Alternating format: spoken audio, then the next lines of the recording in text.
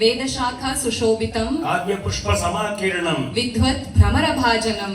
ಪುಟಮ್ಮ, ಮಾಮ, ಇವತ್ತಿನ ಲಾಸ್ಯ ಕಾರ್ಯಕ್ರಮ ಅದನ್ನು ಆನಂದಿಸಿದ ಮೇಲೆ ಹಾಸ್ಯದೊಂದಿಗೆ ಈಗ ಹಾಸ್ಯ ಕಾರ್ಯಕ್ರಮ.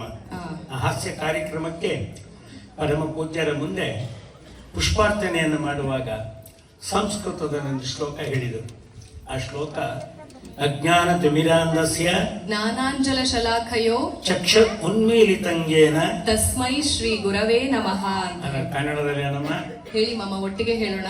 ಅಜ್ಞಾನ ಕತ್ತಲೆಯಿಂದ ಕುರುಡಾಗಿರುವ ನಮಗೆ ಸುಜ್ಞಾನದಿಂದ ಕಣ್ತೆರೆಸುವಾತನೇ ಸಿರಿಯ ಗುರುವೇ, ಪರಮ ಗುರುವೇ, ನಿನಗೆ ನಮನ, ನಿನಗೆ ನಮನ, ನಿನಗೆ ನಮನ.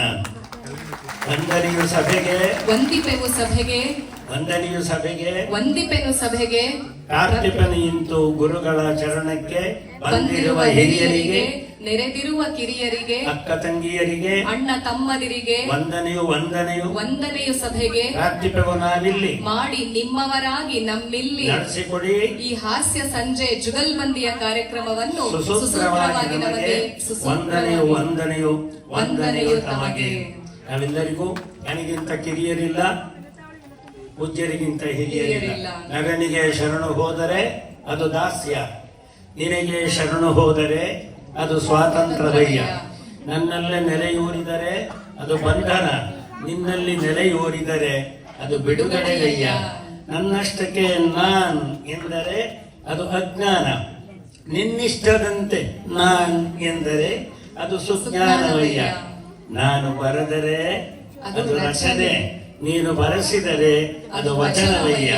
ನಿನ್ನಿಂದ ನಿನ್ನಲ್ಲಿ ನನಗಾಗಿ ನಿನಗಾಗಿ ನನ್ನಿಯಾಗುವ ಗುಟ್ಟು ತಿಳಿಸಯ್ಯ, ಸ್ವತಂತ್ರ ಧೀರ ಸಿದ್ದೇಶ್ವರ ಅಂತ ಹೇಳಿ ಪೂಜ್ಯರ ಚರಣಾರವಿಂದಗಳಿಗೆ ನಾವು ಎಳೆಯುವುದರ ಮೂಲಕ. ಅದ್ರ ಜೊತೆ ಇನ್ನೂ ಒಂದು ಮಾತಿದೆ ಮಾಮ. ಅರಿವು ಅಂದ್ರೆ ಏನು?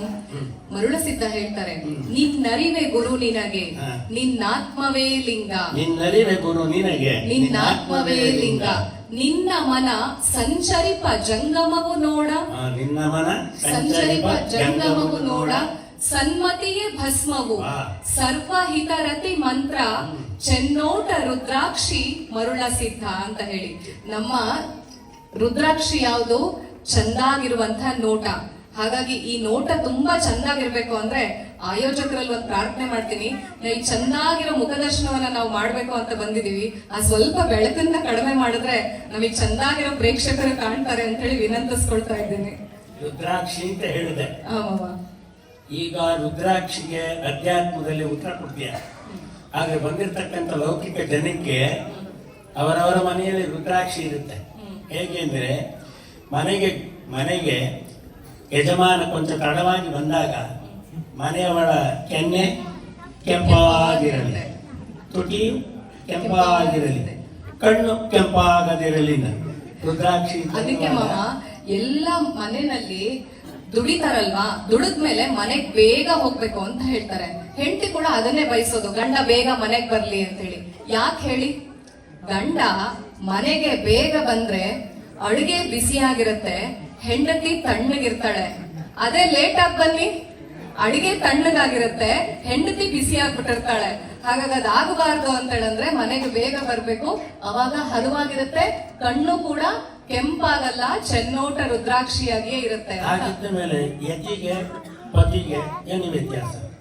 ಏನು ಮಾಮ ಅದು? ಯತಿಗೆ ಪತಿಗೆ ಏನು ವ್ಯತ್ಯಾಸ? ಮತಿ ಚೆನ್ನಾಗಿರ್ಬೇಕು ಅಂತನಾ?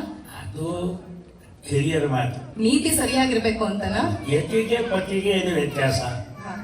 ಯತಿಗೆ ಕೈಯಲ್ಲೊಂದು ದಂಡ, ಇನ್ನೊಂದು ಪ್ರಸಾದದ ಪಿಂಡ ಇದ್ದರೆ ಸಾಕು. ಅದೇ ಪತಿಗೆ ಸಂಸಾರ ನಿರ್ವಹಣೆ ಮಾಡದಿದ್ದರೆ ಇದೇ ಹೆಂಡತಿ ಹೇಳ್ತಾಳೆ ನೀನು ದಂಡ ಪಿಂಡ ಅಂತ.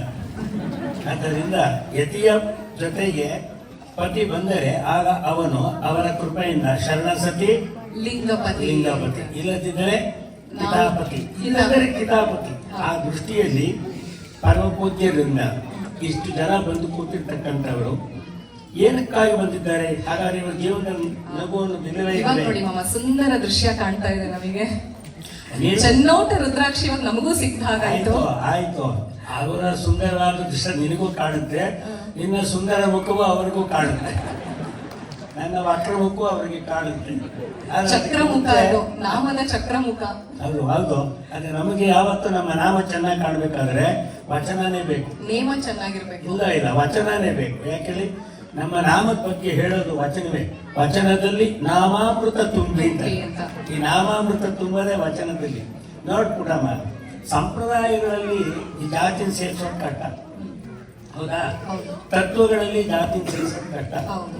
ಉಪದೇಶವಾಗಿ ಕೇಳ್ತಾರೆ.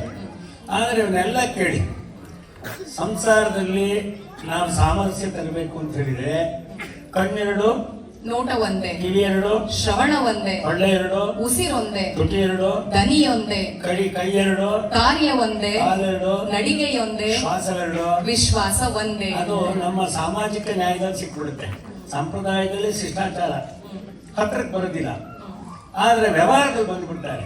ಎಲ್ಲಿ ಅಂದ್ರೆ ನಾ ಬರ್ತಾ ಇದ್ದ ನೋಡ್ತಾ ಇದ್ದ ಎಲ್ಲರೂ ಕೇಳೋರು, ಏನಯ್ಯ ನಿಮ್ಮ ಆತಕ್ಕೆ ವಚನ ಅಂತ ಹೋಗ್ತೀಯಲ್ಲ ಅಂತ ಹೇಳಿದ್ರೆ ತಮಿಳಲ್ಲಿ ಕೇಳಿದ್ರು. ಇನ್ನೇ போயிட்டா இருக்கேனே, நீ போய் பேசுறியா, அவர்கிட்ட என்ன கிடைக்கும் உனக்கு? ஒன்று பேர் சேர்த்திருக்க முடியும். ஏரியா ஓகே, ಅವ್ರ ಜೊತೆ ಇಬ್ರು ಒಟ್ಟಿಗೆ ಇರೋಕ್ಕಾಗತ್ತಾ? ವಾ ಎವಡಿ முடியும் ಯಾವ ರೀತಿಯ ಸಾಧ್ಯ ಅಂದೆ. ಹಾಗೆ ಅಂದ್ರು. ನೋಡಪ್ಪ, ಶ್ರೀ ಬಸವೇಶ್ವರ ಅಯ್ಯಂಗಾರ್ ಬೇಕರಿ ಅಂತಿದೆ. ಅದೆರಡು ಒಟ್ಟಿಗೆ ಸೇರ್ತಾ ಇಲ್ಲ. ಬಸವೇಶ್ವರನಿಗೆ ಅಯ್ಯಂಗಾರ್ ಬೇಕರಿ, ಅಯ್ಯಂಗಾರಿಗೆ ಬಸವೇಶ್ವರ ಬೇಕರಿ. ಅಯ್ಯಂಗಾರು ಬಸವೇಶ್ವರನ ಎರಡು ಸಂಪ್ರದಾಯದವರು ತಿನ್ನೋರಿಗೆ ಬೇಕರಿ.